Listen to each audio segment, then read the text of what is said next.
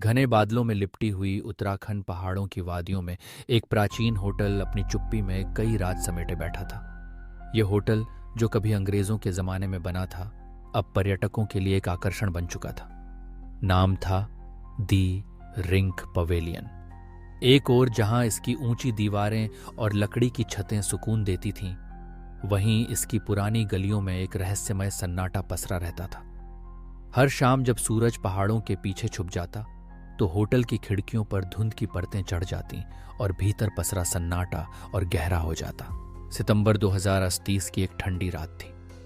Hotel में उस समय कोई पर्यटक नहीं था, क्योंकि सौंदर्यीकरण का काम चल रहा था। मजदूर दिन भर की मेहनत के बाद अपने अपने डेरे में लौट चुके थे। होटल की देखरेख कर रहे पुराने चौकीदार रमेश अकेले ही वहां रह गए थे। होटल के पीछे 2 गाड़ियां खड़ी थीं, जिनकी हल्की सी परछाई दूर से ही नजर आ रही थी। रात के करीब 2 बजे रमेश की नींद अचानक टूट गई। हवा में धुएं की हल्की गंध थी। उसने खिड़की से झांक कर देखा। होटल के पीछे कहीं आग की हल्की हल्की लपटें उठ रही थीं। वह जल्दी जल्दी बाहर भागा तो देखा कि दोनों गाड़ियां आग की लपटों में घिरी हुई थी। उसकी चीख किसी ने नहीं सुनी, क्योंकि आसपास कोई नहीं था। लेकिन रमेश को महसूस हुआ कि आग के आसपास कोई साया मंडरा रहा है।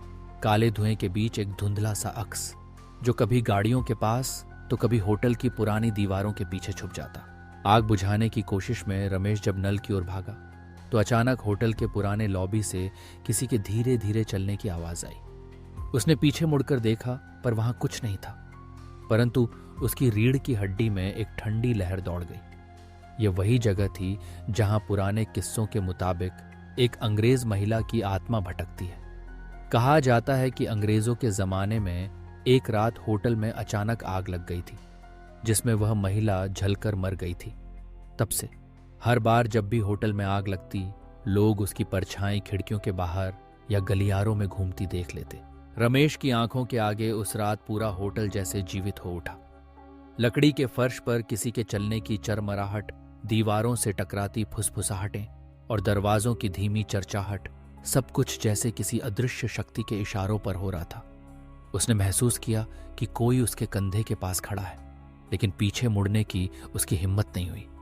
अचानक होटल के मुख्य दरवाजे की घंटी बज उठी, 3 बार लगातार। रमेश ने कांपते हाथों से दरवाजा खोला तो बाहर कोई नहीं था, लेकिन दरवाजे के ठीक सामने जली हुई घास पर किसी महिला के पैरों के निशान गीले थे, जैसे अभी अभी किसी ने वहां से होकर गुजर किया हो। रमेश ने डर के मारे होटल की लाइट्स जला दी, लेकिन बिजली भी उसी वक्त चली गई। अंधेरे में फंसे रमेश को लगा जैसे कोई होटल की पुरानी सीढ़ियों से धीरे धीरे उतर रहा हो। वह भागकर किचन में छुप गया। किचन के कोने में रखी पुरानी घड़ी अचानक अपने आप चलने लगी, और हर घंटे की आवाज के साथ होटल की दीवारों पर परछाइयां और गहरी होती गईं। रात भर रमेश को होटल के हर कोने से किसी के होने की आहटें आती रहीं। कभी बाथरूम के शीशे में किसी का चेहरा दिखता, तो कभी लॉबी की खिड़की से बाहर झांकती साया। उसने कई बार होटल छोड़ने की कोशिश की, लेकिन होटल के दरवाजे खुद ब खुद बंद हो जाते, मानो कोई अदृश्य शक्ति उसे बाहर जाने से रोक रही हो। सुबह होने से ठीक पहले होटल के पीछे का हिस्सा, जहां गाड़ियां जली थीं, अचानक ठंडा हो गया। धुआं धीरे धीरे छंटने लगा और वहां से एक हल्की सी सुगंध निकलने लगी, गुलाब के फूलों की। रमेश ने पहली बार महसूस किया कि होटल में कोई है जो अपनी कहानी सुनाना चाहता है। उसने हिम्मत जुटाकर उस जगह पर जाकर देखा तो वहां जमीन पर एक पुरानी अंग्रेजी डायरी पड़ी थी, आधी जली हुई, लेकिन कुछ पन्ने सलामत। रमेश ने उसे खोलकर पढ़ना शुरू किया। डायरी में लिखा था, मैं एलिजाबेथ आज रात यहाँ अकेली हूँ। होटल में आग लग गई है। मैं बाहर नहीं जा सकती। मेरी आत्मा यहीं भटकती रहेगी जब तक कोई मेरी कहानी दुनिया को नहीं बताएगा। रमेश को समझ आ गया कि होटल की आत्मा सिर्फ अपनी दास्तां सुनाना चाहती थी।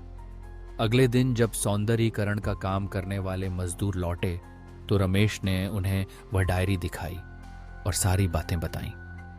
होटल प्रबंधन को भी सब बताया गया। जल्द ही होटल में सुरक्षा के इंतजाम बढ़ा दिए गए।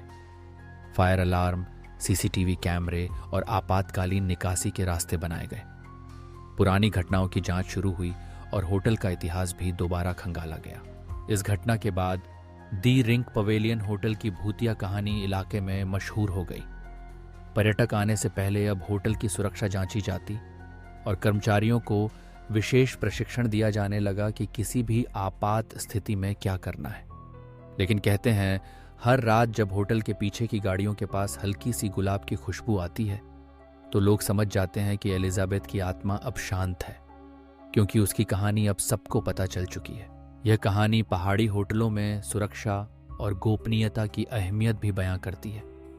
अगर सुरक्षा के इंतजाम समय पर न हो तो न केवल भूतिया किस्से जन्म लेते हैं, बल्कि असली जीवन में भी दुर्घटनाएं हो सकती हैं। मसूरी के इस होटल में हाल ही में घटी आग की घटना ने यह साबित कर दिया कि प्रकृति की गोद में बसे होटल जितने आकर्षक होते हैं, उतनी ही जिम्मेदारी भी उनके प्रबंधन की होती है। आग लगने की वजह चाहे कोई तकनीकी खराबी हो या कोई अदृश्य रहस्य, जरूरी है कि हर होटल अपने मेहमानों की सुरक्षा और गोपनीयता का पूरा ख्याल रखे। तो अगली बार जब आप किसी पहाड़ी होटल में ठहरने जाएं, तो उसकी खिड़कियों से बाहर झांकते वक्त एक बार सोचिएगा, क्या कहीं कोई पुरानी आत्मा अपनी कहानी आपको सुनाना चाहती है, या फिर क्या आप ही वो हैं जो उसकी अधूरी दास्तां को मुकम्मल बनाएंगे। पहाड़ों की वादियों में पुराने होटलों की कहानियां कभी खत्म नहीं होती। वे हर आने वाले मेहमान की सांसों में बस जाती हैं और हर रात किसी न किसी नए रहस्य को जन्म देती हैं।